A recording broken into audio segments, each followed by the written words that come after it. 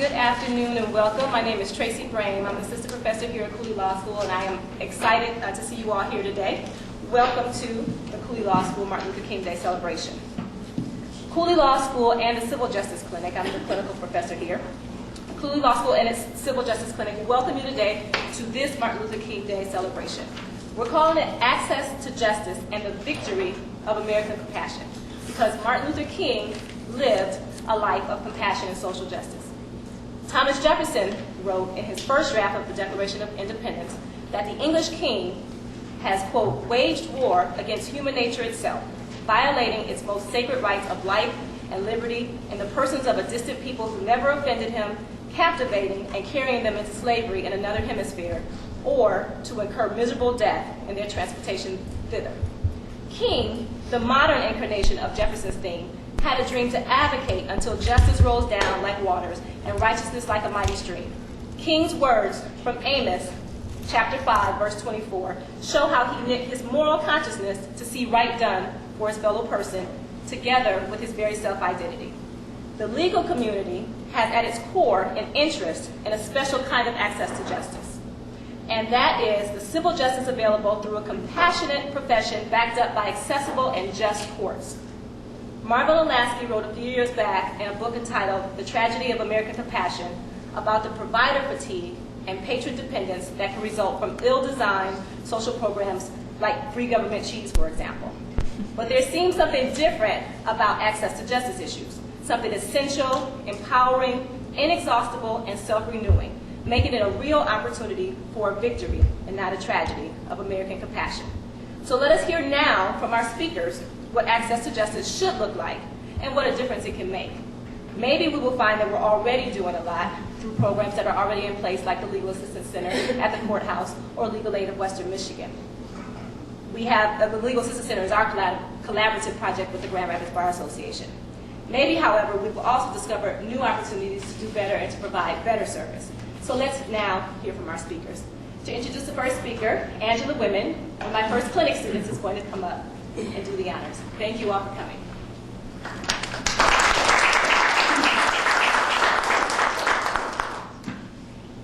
Our first speaker today is Emily Alamon. She is the Executive Director of the Hispanic Center of Western Michigan. It was founded in 1978, and the center serves the Hispanic community in 5 areas: cultural competency, education, mental health, civic engagement, and legal services.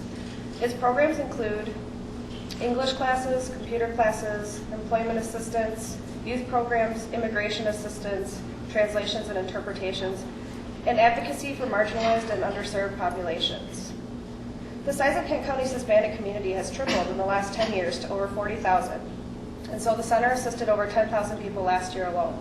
Ms. Alamon serves the greater Grand Rapids community through groups like Cool Cities Initiative, Police Chief Advisory Council, Granville Arts Academy Board, Grand Rapids Chamber of Commerce Board, and the Roosevelt Arts Academy Board.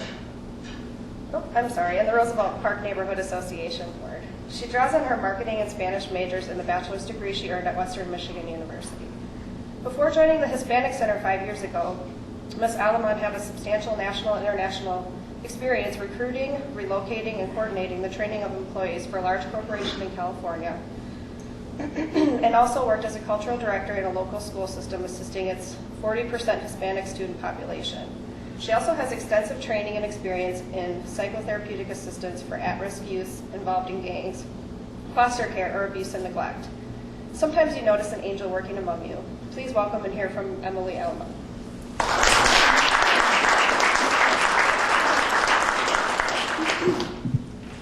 Good afternoon. When I was asked to speak today regarding access to justice in the community that I serve, I thought hard and I thought long.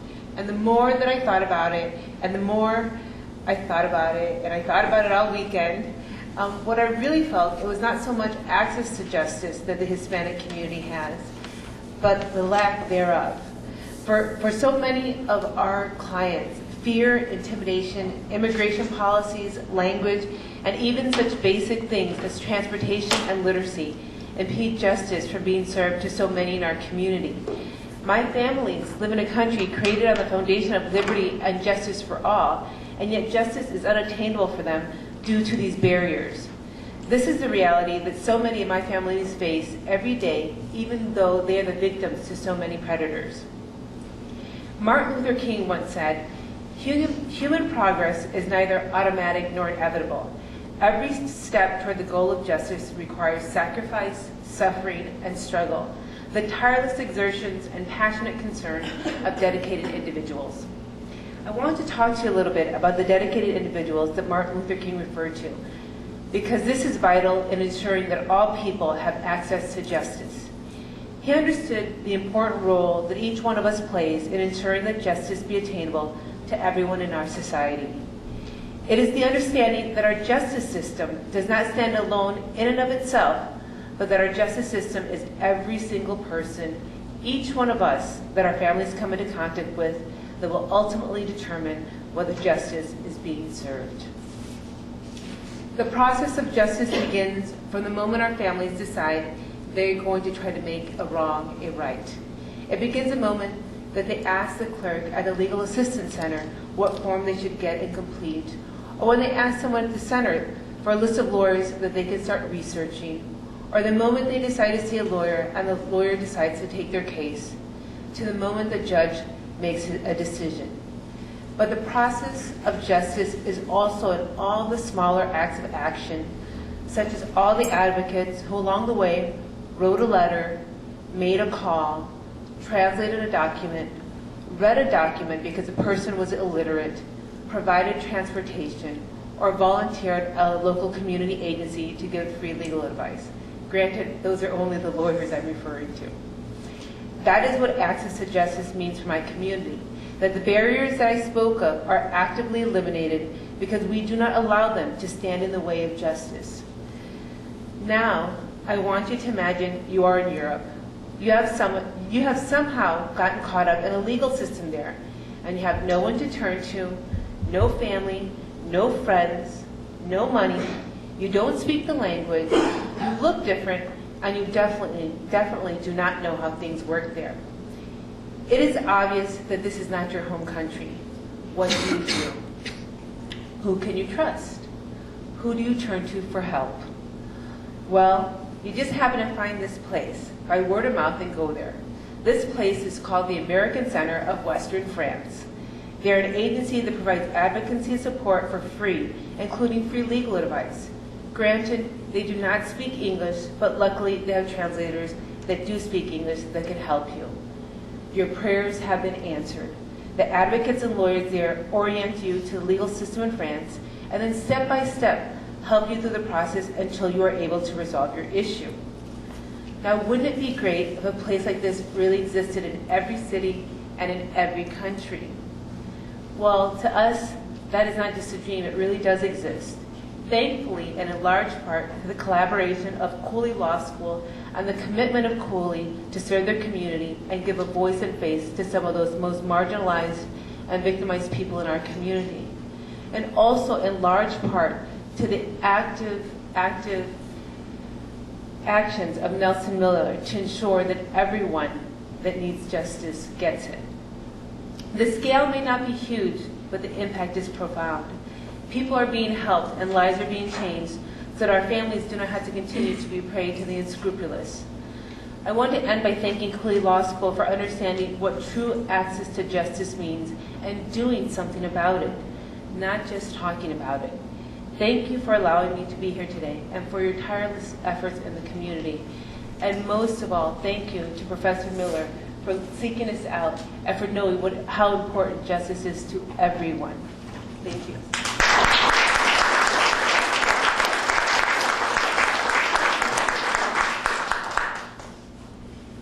And to introduce our next speaker, Chanel Ridgway is going to come up. She's a member of our newly formed Black Law Students Association here at the law school.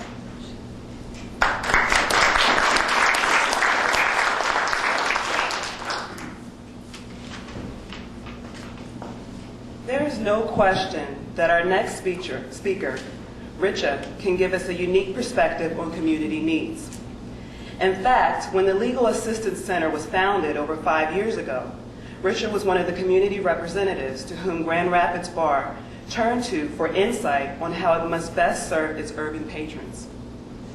So we are, in a sense, asking him to look both forward and back. Richard grew up in the upper middle class suburbs of Washington, D.C., but has lived in Grand Rapids since 1975. He left college to become a social activist during the Vietnam era. Demonstrating with his depth of his commitment to social justice, Richard lost his Grand Rapids home after he diverted local property taxes as a social justice witness to local government. Without making any judgments as to the wisdom of this action, we can certainly say that none of us has given up more than Richard in a cause for social justice. Since then, Richard has remained homeless or made a home of the city, county, building as a continuation of that witness. Most recently, Cooley Law School's nonprofit incorporation project assisted Richard in incorporating the homeless advocacy organization SPOON, of which he is now president, and which he publishes a newsletter for the homeless and the disempowered of our neighborhood. He remains active with the self-help organization Hard Times Cafe of Grand Rapids, also as an advocate for restorative justice broadly conceived, and also supporting community gardens in the area of his continuing quest for creative engagement of the world. Please welcome and hear Richard.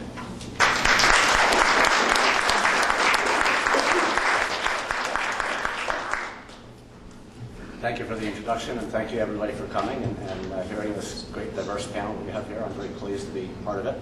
I want to just give a little personal background and then relate that to folks that are my friends that I spend a lot of time with. Part of my activism in the Vietnam War was basically opposing it and ended up doing time in prison. I was first held in the city jail where I was raped. Later in prison, I was beaten up and just everything you can imagine was done to me. One of the things that still most galls me is knowing that I had been raped in the city jail, they threatened me with putting in a place where they knew I would be raped again if I didn't go along with the program, so to speak. That's the federal prison system back then. Now, relating that to what I've heard from a lot of people now is there's been, for instance, a lesbian woman that's been part of Hard Times Cafe since the beginning. 30 years or so ago, police were blatantly discriminating against her during an arrest. And she still remembers that and still holds that inside when she has any encounter with the police, even though she's learned that the police have become very helpful to her in many cases. I still do. I've changed because I've met folks that are positive, that are willing to reach out, but they aren't all that way. Looking for assistance for various issues, especially as a social activist, I've gone to various places.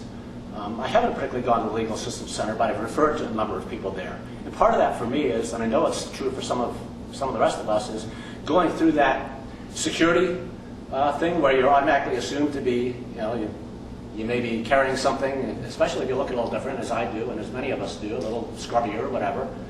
That's a barrier right there to get into that court building. That's part of it. Some of the agencies that are there to help you, I've had particular dealings a little bit with the ACLU and the Legal Aid Society of West Michigan. Several cases gone to them seeking help on criminal and civil matters and have never gotten it.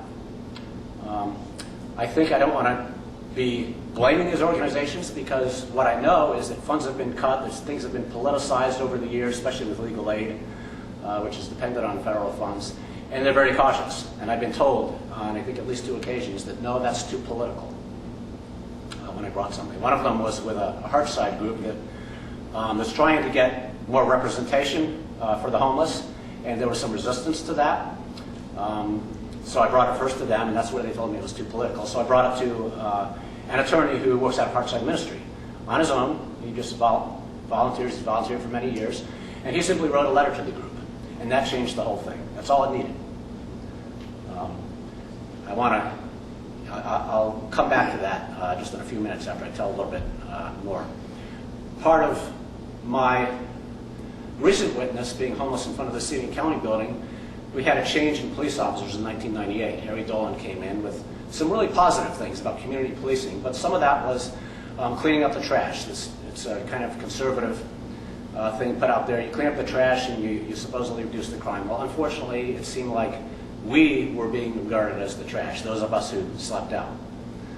those of us who were visibly sleeping out, I should say, because what police would do would say, get out of here, just go somewhere else. Go, they wouldn't say it specifically, but go somewhere where we can't see you. That's what they meant, and that's what people would do. Well, that makes people vulnerable. People are afraid of the homeless, but the homeless actually probably suffer more than anybody else. We're victims. Almost all of us have had been assaulted in one way or another, especially women sexually assaulted, threatened with guns, beaten, you name it. We victimize too, some of us.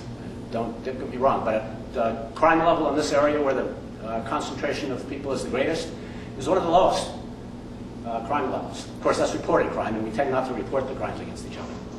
So you can take that as you will. Once the new police chief came in and started the policy, I started being arrested.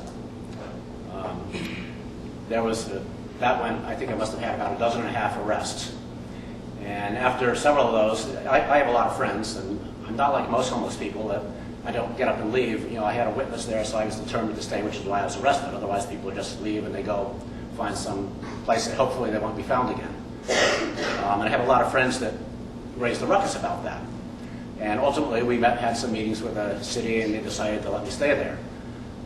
One of the interesting things is, in bringing this to Hard Times Cafe, let me tell you a bit about Hard Times Cafe. It's a group composed of folks who, like me, are homeless or have been homeless, or if they're not homeless, probably most aren't at any given time, but are very close to it. There's hardly anybody, if anybody at any given time, who's a regular at Hard Times Cafe who earns as much as $10,000 a year. And many of us are way below that. So just compare that with what maybe you or people you're used to earn, and think about how you get by. People do get by. People do get stay in apartments sometimes for long periods of time, but it can be very difficult, especially when there's a crisis. Anyway, I took this to Hard Times Cafe, and at first there was a real mixed reaction. It was, well, yeah, why are they picking on the homeless like this? On the one hand, but on the other hand, there's a very strong respect for the law. Well, that's the law. You shouldn't be doing that. You were violating the law. Well, they made the law, partly in response to me, partly in response to. They were looking for something. The police who first arrested me actually told me they were looking for something to use against me.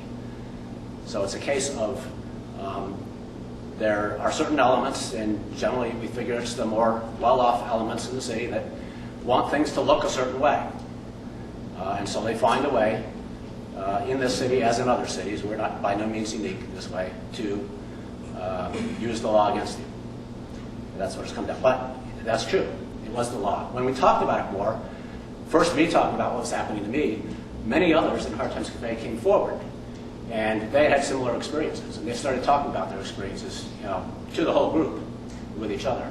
And that started changing things around. Pretty soon, there was quite a bit of outrage. And we wrote some letters as a cafe, or they did, because I was in jail half the time during this. But the cafe really came together and brought part of their pressure.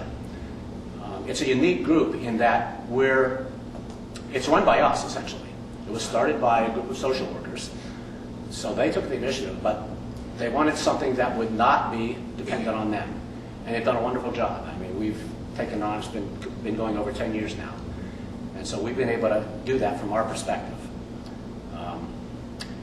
I brought a few resources, and of course I know there'll be time for further talking and questions, which I want to point out while I have time. On the table back there is an issue of the Spoon magazine that was mentioned.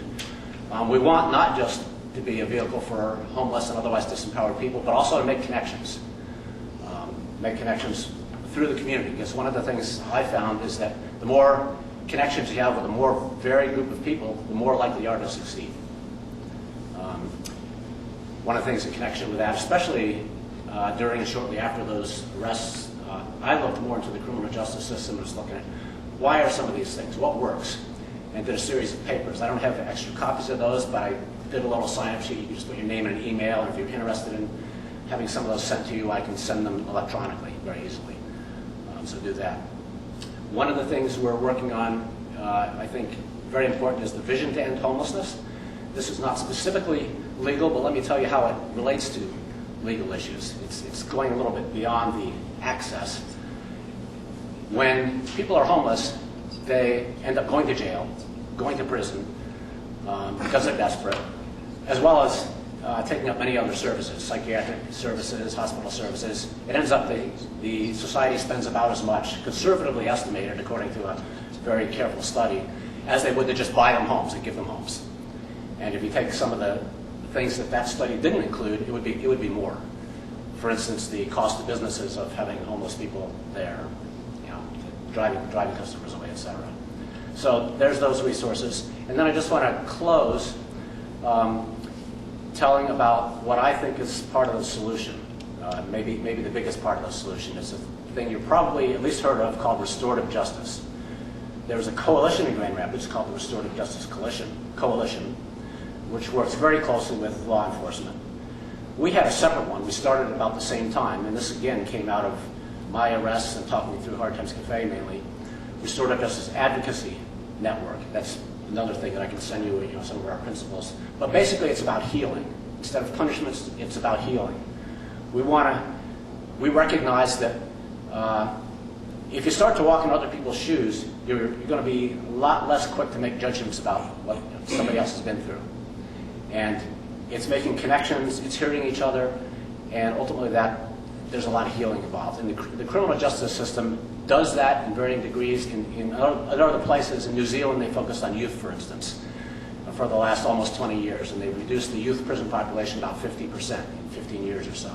They've done some incredible things.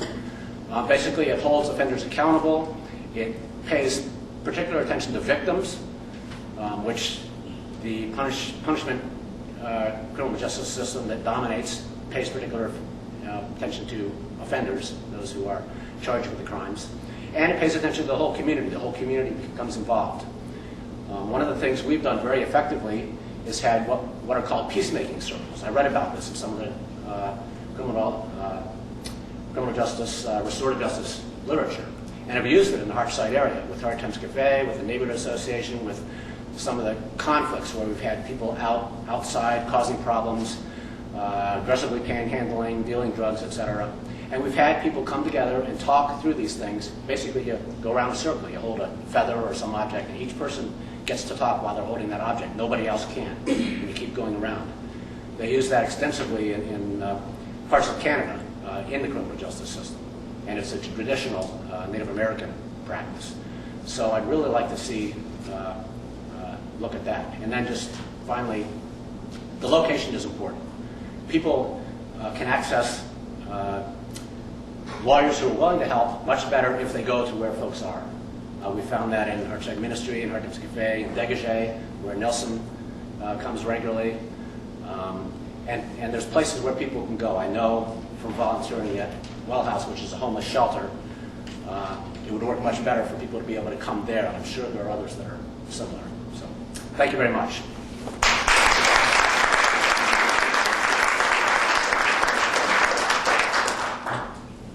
As hopefully you can tell from our first couple of speakers that we're focusing today, again, on access to justice, specifically for those who often fall outside of the mainstream programs that are available, either because of language or immigration barriers or because of homelessness barriers. And again, we're trying to find a way to go to where the people are and to brainstorm about ways that we can better serve our community. And so to introduce our next speaker, I ask Professor Dale Iverson to come. Thank you. I'm so glad to be here. I have the pleasure of introducing Jose Gonzalez, one of the panel members I don't know. Haven't had the pleasure previously. Jose measures his success first by his ability to care for his family. He grew up as a migrant worker, no stranger to hard work and hard times. His experience drove him to obtain a bachelor's degree in family life education and to become a family counselor, believing in the strength not only of the Savior his mission exalts, but also of the knowledge and empowerment that comes with understanding.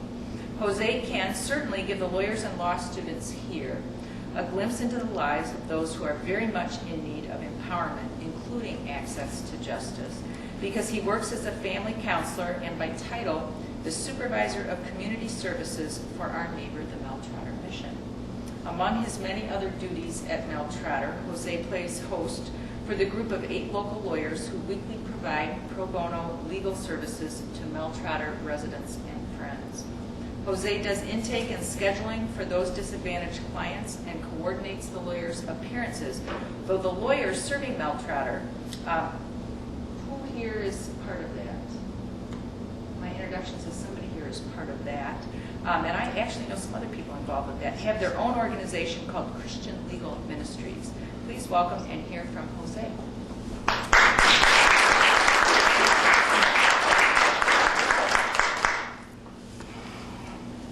Thank you very much. I want to thank everybody that came out today, especially with this weather. It doesn't help a lot.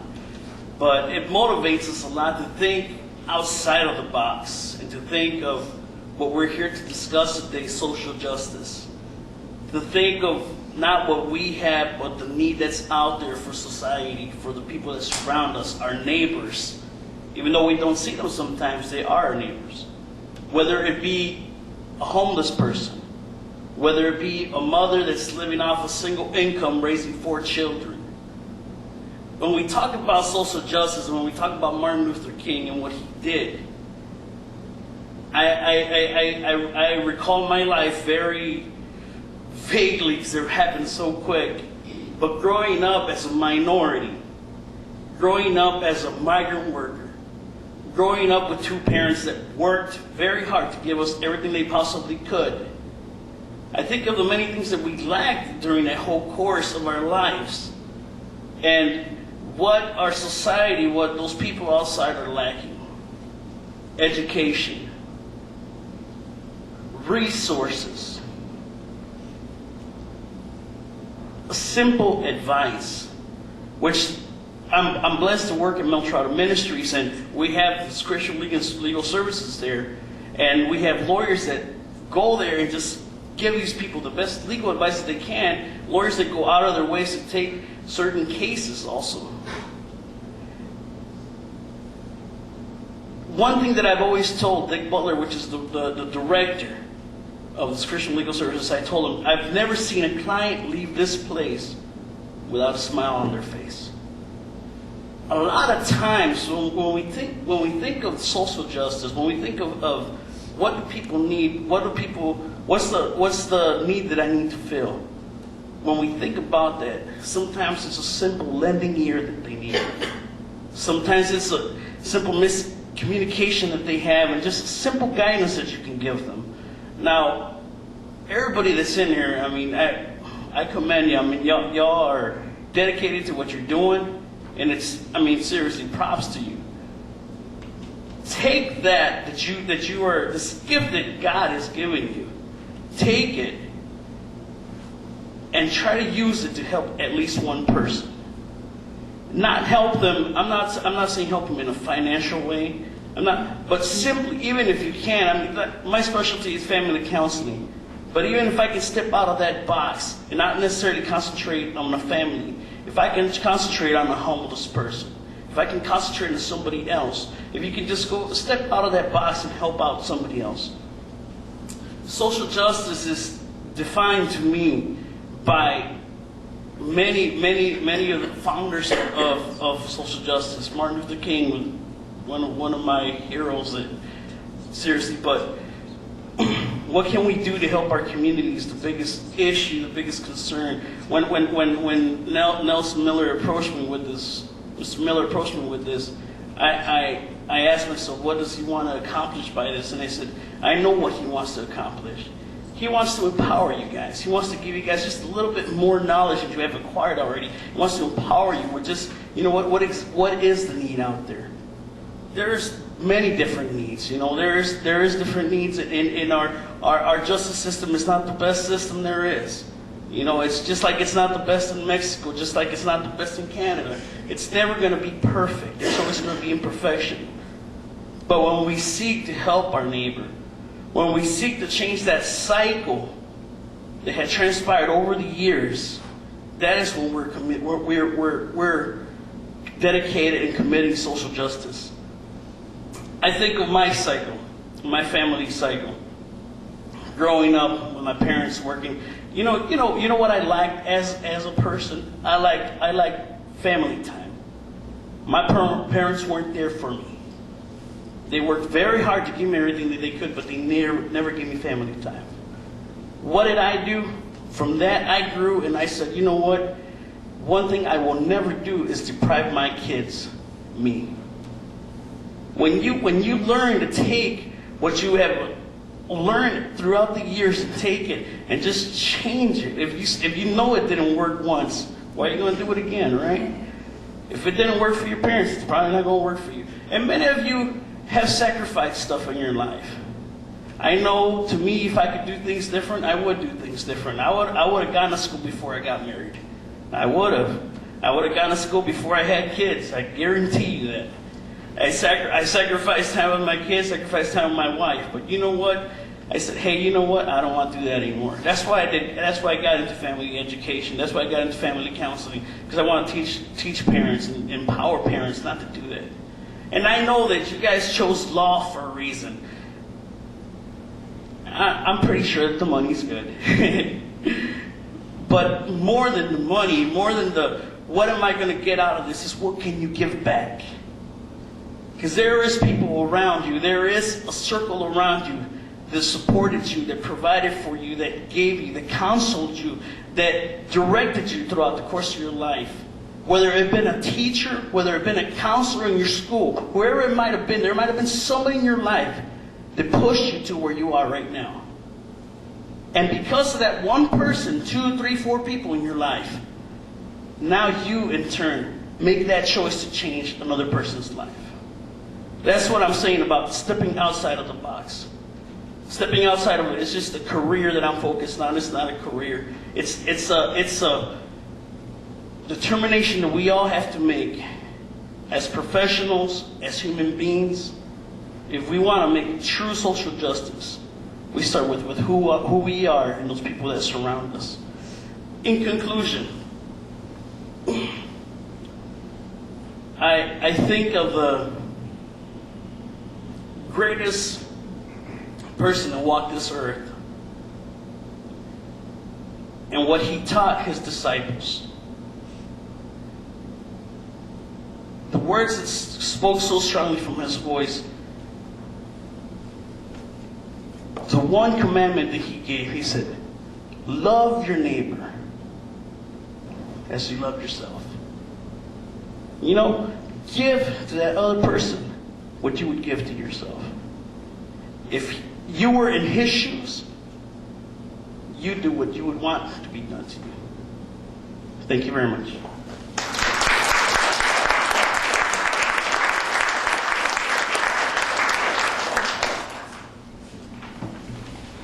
To introduce our next speaker, I'm going to call up Latrice Lemon, who is the president of our Black Law Student Association here at the law school. And I just want to take a second to say a little bit about that organization. Again, it's a newly formed organization in the law school, and I am at the law school. And I'm extremely proud of these young people already, because last term I asked whether there was any interest in starting such an organization, was there anybody committed to doing the work, and immediately Latrice and her executive board stepped up, and they haven't stopped going since. I've received at least 3 or 4 emails a week from them, asking questions, wanting to do programming, looking for money, looking for all those types of things. And so I'm very proud of them, because sometimes, right, young people feel removed from, I went to a breakfast today, a King breakfast at the Urban League, and a couple of the speakers got up and said, I was born 2 years after King died, right? So a lot of us don't have any personal experience and didn't walk with Dr. King or didn't live during those times. And so I think it's very admirable that young people today are still willing to carry the torch to try to bring access to justice to the community, to not forget that although we've overcome in a lot of ways, we still have some overcoming to do. And so I just want to publicly tell them that I'm very proud of them already, and have Latrice come up to introduce our next speaker.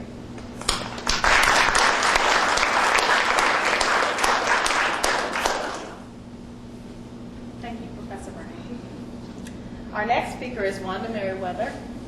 She is the program director for the Grand Rapids WYCA's Domestic Violence Shelter. The Y shelters those who flee domestic violence. Shelter services are available 24 hours a day, 365 days a year, for more than 30 women and children at a time. The Y opened the shelter in 1977 and has offered respite counseling, advocacy for support for over 12,000 adults and 22,000 dependent children. Shelter residents receive family counseling, child care, parenting education, and advocacy for housing, financial aid, legal services, and employment. Y staff members assist residents with safety plans and links to the community, resources to help them establish safe, secure environments for themselves and their children. Please welcome in here Ms. Wanda Merriweather.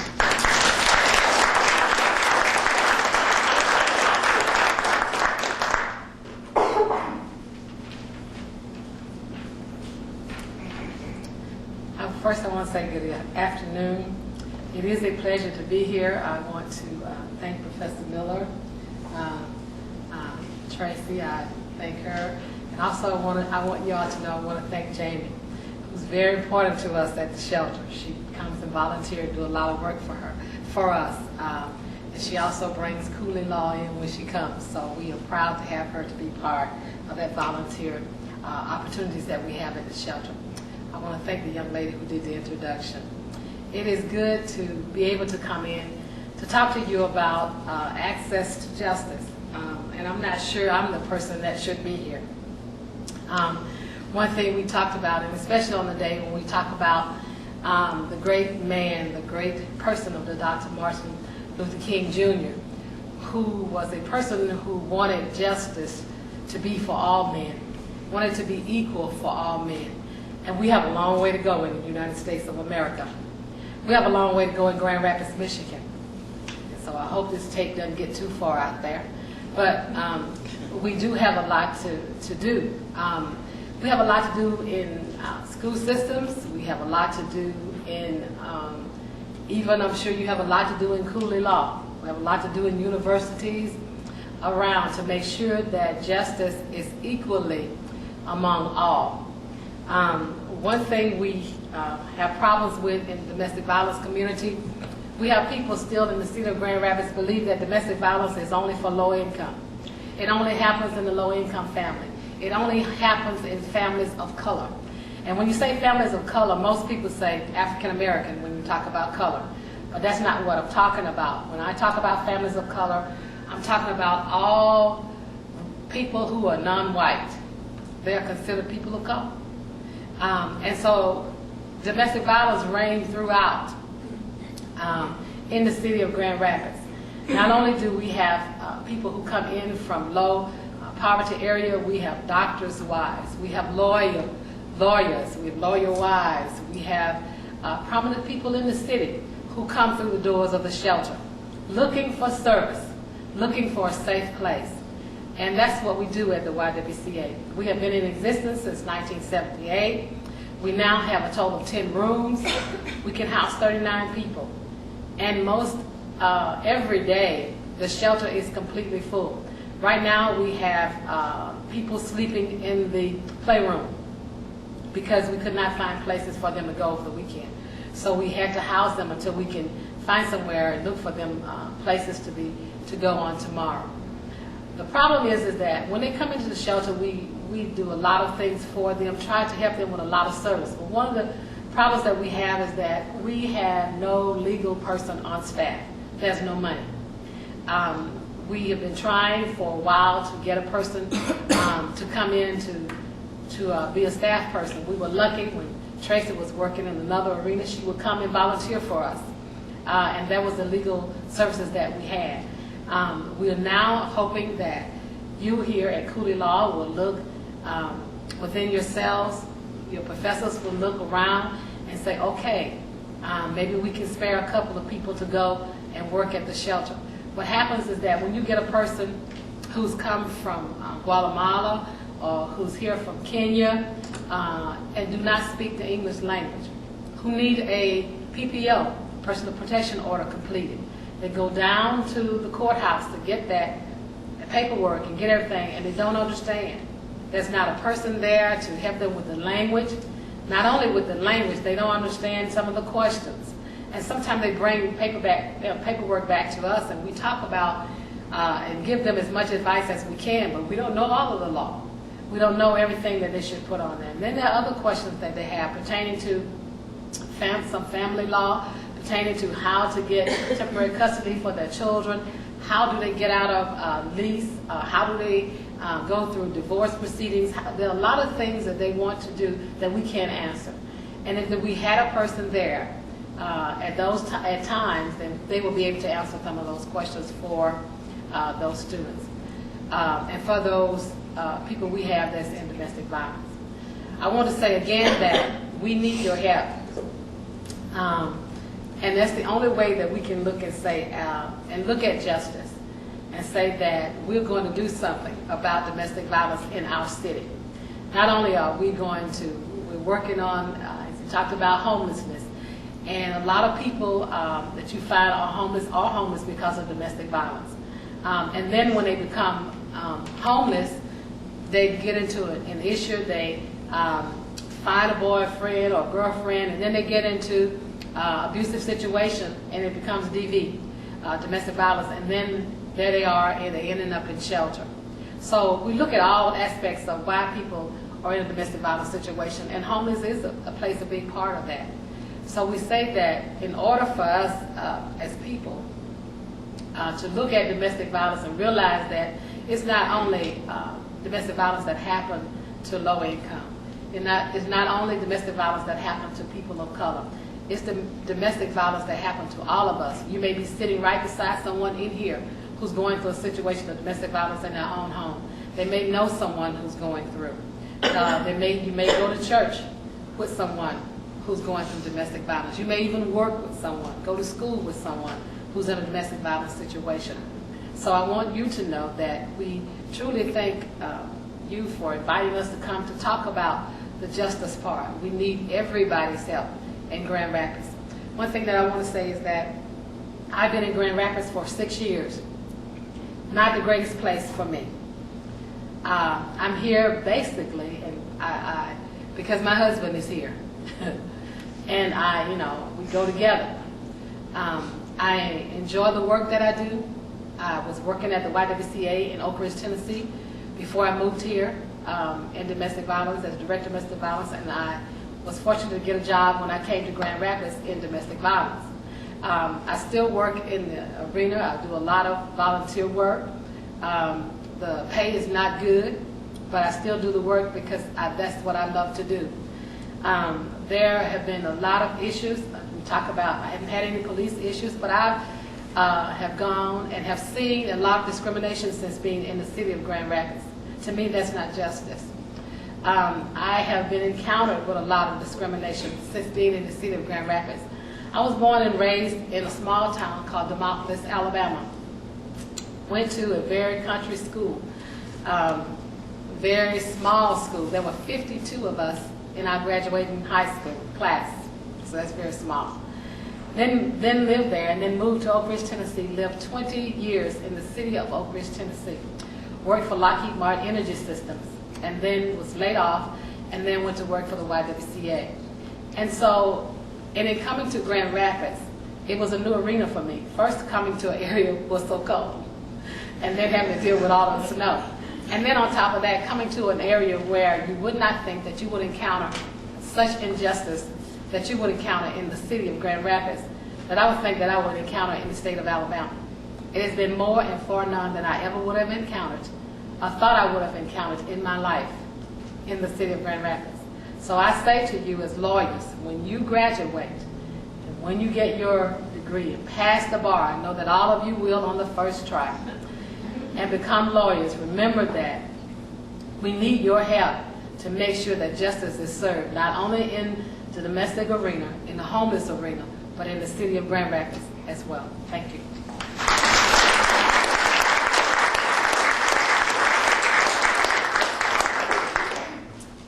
Thank you, Wanda. And I would just encourage any of you in the room who have any time and expertise to go and help out Wanda or any of our speakers in their organizations, because as you can hear, they really need our help. And those of you who don't think that you have time, our Assistant Dean, Nelson Miller, for example, finds the time to volunteer at Mel Trotter, Dégagé Ministries, and the Hispanic Center. And as you can hear from our speakers, he does a wonderful job at all three places and still manages to have a home life and be the dean here at Cooley Law School. And so you can find the time, and you can, if you can find the energy to do it, I encourage you to do so.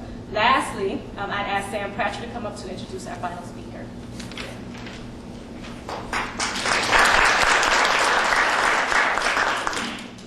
Our next speaker, Reverend Chico Daniels, is the Executive Director of our neighbor on Division Street, the Guiding Light Mission. I could tell you about Reverend Daniels' college degrees, his heartfelt service, and visionary leadership here and in Los Angeles. But I could not do it better than his own words have stated. Every time I see a group of grizzly guys hanging around the mission, taunting us, cursing us, telling us we are crazy, I see a bunch of young Chicos. Because if God had not intervened in my life, I either would be in a rescue mission or dead in Somalia. Guiding Light finds its mission in Matthew chapter 25, verses 35 and 36. For I was hungry and you gave me something to eat. I was thirsty and you gave me something to drink. I was a stranger and you invited me in. I needed clothes and you clothed me. And so Guiding Light's vision points include to participate in citywide coalitions of community and civic organizations to help alleviate homelessness, to stabilize the homeless, and to help reintroduce them to society. Please welcome and hear Reverend Chico Daniels.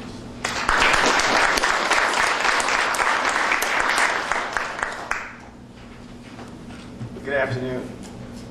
It's good to be with you today, to be invited to be a speaker at this wonderful event. I thank your Professor Dean Miller for inviting me, for Tracy being here, and my good friend Dale Iverson over here. Dale and I served on the Woodward Institute board together. I spoke to some of our clients before coming over here to really represent them, to come and tell it to you as they shared with me.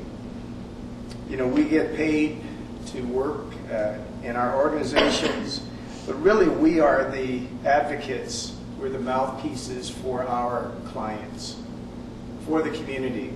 And they wanted to share some of their sentiments with you regarding justice and access to it. I won't quote any names, but one individual shared with me that you can't get help in Grand Rapids until you're arrested. Blind alleys trying to get attorneys to take you pro bono. And someone said, well, you can go to legal aid for civil suits, but not for criminal. There's a long waiting list, though, at the legal aid.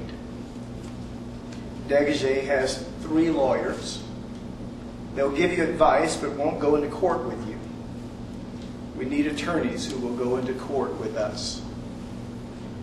Grand Rapids is very compassionate. You can eat about 5 to 6 meals a day if you're homeless in Grand Rapids. Someone else said, but the police are still profiling folk in Grand Rapids. Who will represent the poor? Once you have a number, or you're a number in the system, you're marked. Everyone agreed that Martin Luther King propelled civil rights for everybody and made America a better place.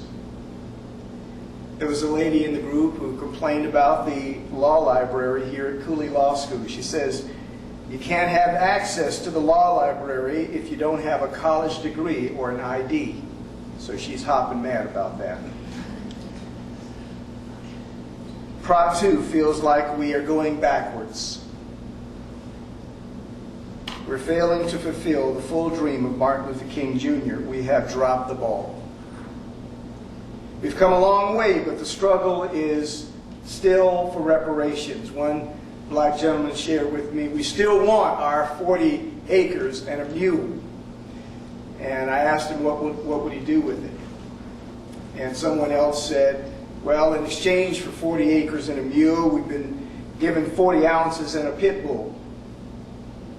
We've come a long way, but there is so much more progress to be made. We're spending more on Iraq and the war in Iraq than we are on ending homelessness and poverty and fighting injustice in America. I'd like to share with you what the scripture says. Dean Miller encouraged me to share forth from my faith.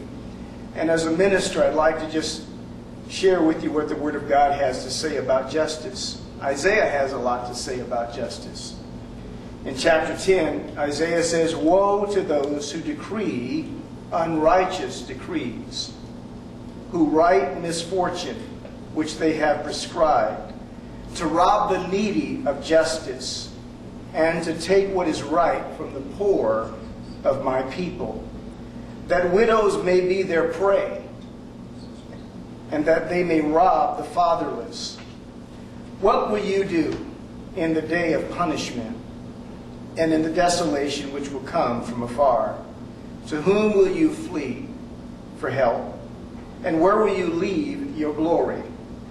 Without me they shall bow down among the prisoners, and they shall fall among the slain. For all this, his anger is not turned away, but his hand is stretched out still. Anyone who takes the attitude that poor people's poverty is all their own fault needs to consider Isaiah's prophecy concerning the poor. This passage is clear that a poor person's greatest enemy is often the system. The powerful can institutionalize injustice in ways that take advantage of the powerless. This does not remove individual responsibility, however, but it does create social and corporate responsibility for how communities treat the poor. It speaks to a host of social issues and institutions. For example, housing practices, lending practices, zoning laws, education, jobs, crime prevention, the courts, the prisons, the creation of political districts, voting, and many more. Two principles in particular emerge from Isaiah's warning. Number one, God does pay attention to what societies do to the poor. The Lord does not look the other way when policymakers decree unrighteous decrees that rob the poor and the needy of justice. He sees how their system operates and calls it what it is, robbery. Secondly, God promises to bring justice to the poor and to judge those who mistreat the poor. God is a God of justice, and he promises a day of punishment for the unjust. Isaiah describes a reversal in which the poor are raised up and the powerful are brought low. In light of who God is, those who fear the Lord today would do well to study the legal, regulatory, and social systems in our community and our country. In what ways do systems promote institutionalized injustice against the poor? Furthermore, what should be done about them? What changes could God's people help to implement? In closing, King Solomon said, "If you see the oppression of the poor and the violent perversion of justice and righteousness in a province, do not marvel at the matter, for high official watches over high official, and higher officials are over them. Moreover, the profit of the land is for all. Even the king is served from the field." God bless you.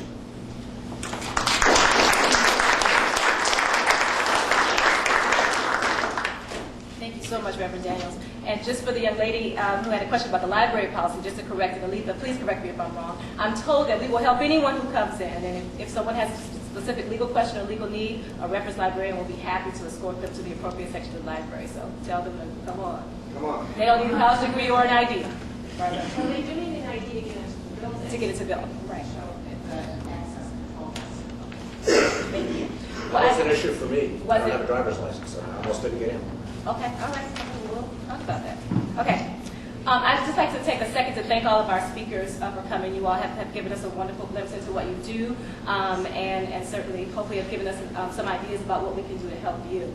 You all are wonderful examples of Proverbs. The book of Proverbs extols us to speak up on behalf of those who can't speak for themselves and to plead the cause of the poor and needy, and you all have done that very, very well. And at this time, Dean Miller will come up and present you with just a small token of our appreciation before we go on to the next phase of our program.